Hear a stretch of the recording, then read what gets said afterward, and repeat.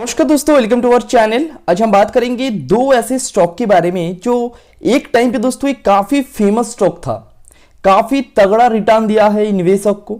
लेकिन फिलहाल दोस्तों CDSL एंड BSE जो लगातार हमें फॉल दिखा रहा है, तो जो रिटेल निवेशक है वो यहाँ पे थोड़ा कंफ्यूज है, क्या करेंगे क्या नहीं करेंगे, क्या करना चाहिए। चलिए आज जानकारी लेते हैं दोनों स्टॉक के बारे में, टेक्निकल एनालिसिस करेंगे, कुछ फंडामेंटल की पहला जो पॉइंट है उसको कवर करेंगे। तो वीडियो काफी इंपॉर्टेंट होने वाला है, आपको हेल्प कर सकता है डिसीजन लेने में। चलिए शुरू करते हैं। उससे पहले दोस्तों चैनल को सब्सक्राइब कर लीजिएगा। एंजल वन के थ्रू अकाउंट ओपन नहीं किए हैं, ये जो स्क्रीन शेयर कर रहा हूं मैं आपके साथ, ये एंजल वन की मोबाइल एप्लीकेशन है। इसके थ्रू आप ऑप्शन चेन वगैरह, तो उसके बाद म्यूचुअल फंड में इन्वेस्टमेंट हो, सब कुछ इजीली कर सकते हो। ओपन करने के लिए चेक माई डिस्क्रिप्शन। चलिए शुरू करते हैं। पहले बात कर लेते हैं CDSL के बारे में। देखिएगा, स्टॉक की फंडामेंटल कुछ की पैरामीटर को देखना जरूरी है। अगर हम CDSL की पैरामीटर की पहली नजर करेंगे इसकी फाइनेंशियल ट्रेंड के ऊपर, तो हमें नेगेटिव नजर आएगा। अगर हम वैल्यूएशन के बारे में बात करें तो थोड़ा सा एक्सपेंसिव लगेगा, लेकिन क्वालिटी जो है वो काफी शानदार आपको देखने को मिलेगा। मार्केट कैप 9727 करोड़, यानी ये एक मिड कैप स्टॉक है। देखो, मिड कैप स्टॉक के अंदर तेजी जितना होता है मंदी उतना ही होता है, ये चीज आपको पता होना चाहिए। 1 ईयर की रिटर्न के बारे में बात करें तो इस स्टॉक ने 37% की नेगेटिव रिटर्न दिया है, समझ सकते हो आप। सेक्टर जहां पे -8%, यानी ये सेक्टर को बीट करके ज्यादा गिरा है। ओके, अगर हम और कुछ की पैरामीटर के बारे में बात करें तो आपको जहां पे अच्छा चीज लगेगा वो ROC एंड ROE के ऊपर नजर आएगा। जहां पे ROC 100% से ऊपर है, वहीं पे दोस्तों ROE जो है वो 27% के आसपास है। दैट मीन्स एक गजब है। पी रेशो आपको मैं एक्सपेंसिव बताया था ना, 33.37 के आसपास, यानी थोड़ा सा आपको महंगा नजर आएगा। शेयर होल्डिंग पैटर्न में हमें क्या चीज नजर आ रहा है? देखो, प्रोमोटर 20% लेके बैठा हुआ है। वहीं पे बात करें FII की तो वो 15% के आसपास लेके रखा है। तो देखो, जहां पे FII का स्ट्रॉन्ग डाटा आपको नजर आएगा ना, वहीं पे आपको ये चीज पे नजर रखना चाहिए, FII अगर बेचने पे लग गए ना तो भाई बहुत गिरेगा। तो ये चीज को भी इग्नोर नहीं किया जा सकता है। तो FII का 15% के आसपास है, दैट मींस FII का स्ट्रॉन्ग हैंड यहां पे है। वहीं पे म्यूचुअल फंड 7%, इंश्योरेंस कंपनी 9% के आसपास रखा था, अभी थोड़ा सा बेचा है, 8% के आसपास है। अदर DII एंड इंस्टीट्यूशन यहां पे अच्छा खासा स्टेक लेके रखा है। तो ओवरऑल दोस्तों जो शेयर होल्डिंग पैटर्न हमें नजर आ रहा है दिसंबर 2022 का, वो कहीं ना कहीं दोस्तों शानदार देखने को मिल रहा है।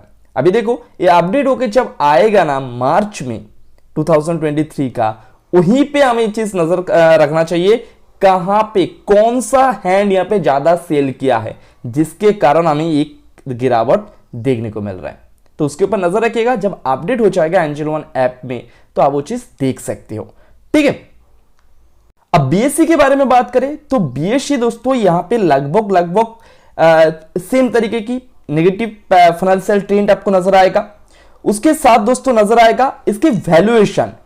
दोस्तों CDSL की वैल्यूएशन एक्सपेंसिव है, बट BSE का वैल्यूएशन दोस्तों अट्रैक्टिव आपको नजर आएगा।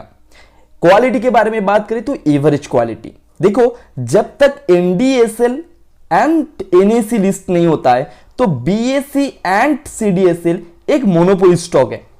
कहीं मेरे बात समझ पा रहे हो ना? तो ये एक मोनोपोली क्रिएट करता है अभी मार्केट के अंदर।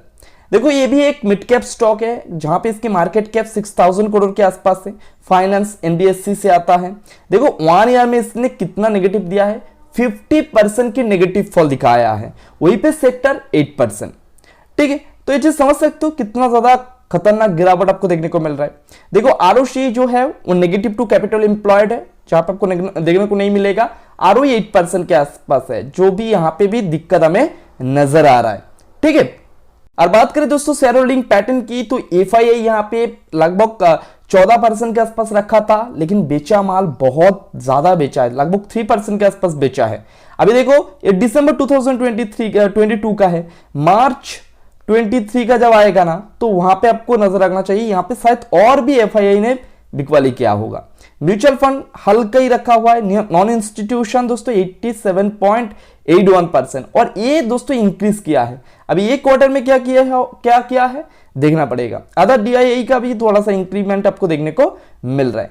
तो ओवरऑल दोस्तों BSE का हम अगर फंडामेंटल रेशियो के बारे में बात करें तो उतना ज्यादा आपको स्ट्रांग देखने को नहीं मिलेगा, लेकिन वैल्यूएशन जो है वो काफी शानदार है। और कहीं ना कहीं दोस्तों ये जो मोनोपोली क्रिएट कर रहा है ना, यहाँ पे इंटरेस्टिंग चीज बन रहा है। चलिए दोनों की टेक्निकल एनालिसिस करते हैं एंड आपको सपोर्ट और रेजिस्टेंस के बारे में थोड़ा सा आइडिया देने की कोशिश करते हैं।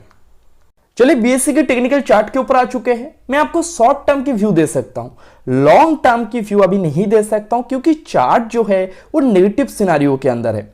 देखो शॉर्ट टर्म के अंदर अगर यहां पे कहां पे भी पॉजिटिवनेस आपको देखने को मिलेगा, कब देखने को मिलेगा, जब इसने 500 के ऊपर दोस्तों सस्टेन होना स्टार्ट कर देगा, तो शॉर्ट टर्म में आप इसको कह सकते हो ये बुलिश बन चुका है। जब तक दोस्तों ये 500 के नीचे रहेगा तब तक दोस्तों आपको हमेशा BSE के अंदर प्रेशर देखने को मिलेगा। देखो ओवरऑल दोस्तों अगर हम शॉर्ट टर्म के इसकी मेक एंड ब्रेक लेवल के बारे में बताएं तो 400 की दोस्तों ये इंपॉर्टेंट डू और डाई लेवल है। अगर इसको सस्टेन कर लिया है तो गिरावट शायद कम हो सकता है। अगर 400 के नीचे दोस्तों BSE आ जाता है तो गिरावट कहीं ना कहीं दोस्तों और स्पीड में हमें देखने को मिल सकता है। तो शॉर्ट टर्म में दोस्तों इस 100 पॉइंट की जो आपको गैप देखने को मिल रहा है, इसके अंदर BSE कामकाज कर सकता है। 500 के ऊपर पहुंचने से तेजी आ सकता है, 400 के नीचे जाने से और भी ज्यादा मंदी आपको देखने को मिल सकता है। तो निवेशक को क्या करना चाहिए, जो ट्रेडर्स है उसको इसके ऊपर नजर रखना चाहिए। 500 के ऊपर ब्रेकआउट के साथ साथ वो अपना पोजीशन बना सकते हैं।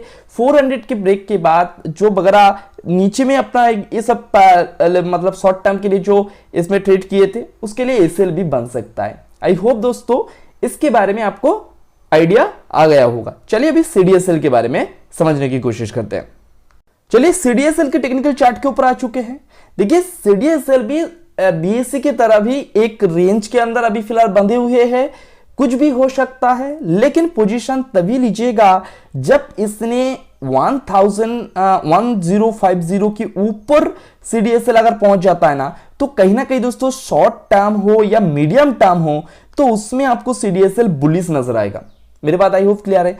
1050 लेवल के ऊपर पहुंच जाने से शॉर्ट टर्म या मिड टर्म में ये बुलिशनेस आपको देखने को मिलेगा। तो अगर ट्रेडर्स यहां पे पोजीशन लेना चाहते हो तो 1050 is important level for you. Okay, break down कहां होगा, जो गिरावट चल रहा है, जो सिनारियो चल रहा है, आई थिंक आप ये चीज समझ सकते हो, नेगेटिव सिनारियो के साथ गिर रहा है एंड ये अभी नेगेटिव सिनारियो के अंदर है एंड नेगेटिव प्राइस एक्शन के अंदर भी है। तो दोस्तों अगर 880 का एक लेवल है, 880 का लेवल इसने सपोर्ट दिखाया, वहां से पुल बैक किया है। अगर दोबारा दोस्तों 880 के नीचे आ जाता है एंड कंटिन्यूअसली ट्रेड करने लगता है तो जो फॉल चल रहा है वो कहीं ना कहीं और भी डीप हो सकता है। तो और डीप होता है तो कहीं ना कहीं वहां पे इन्वेस्टमेंट की अपॉर्चुनिटी देखने को मिल सकता है, क्योंकि काफी अच्छा कंपनी है, ग्रोथ करेगा। इंडिया की ग्रोथ के साथ साथ एक इसका भी ग्रोथ होना लाजमी है, तो कहीं ना कहीं वहां पे इन्वेस्टमेंट अपॉर्चुनिटी बन सकता है। लेकिन 880 का इंपॉर्टेंट लेवल है, शॉर्ट टर्म में पोजीशन जो भी लेके रखे उसके लिए SL भी होने वाला है। आई होप दोस्तों BSE एंड CDSL के बारे में जो जानकारी मैंने आपके साथ शेयर किया हूं वो हेल्पफुल लगा होगा। तो लाइक करें, चैनल को सब्सक्राइब करें। मिलते हैं अगले वीडियो में, तब तक के लिए टाटा बाय बाय।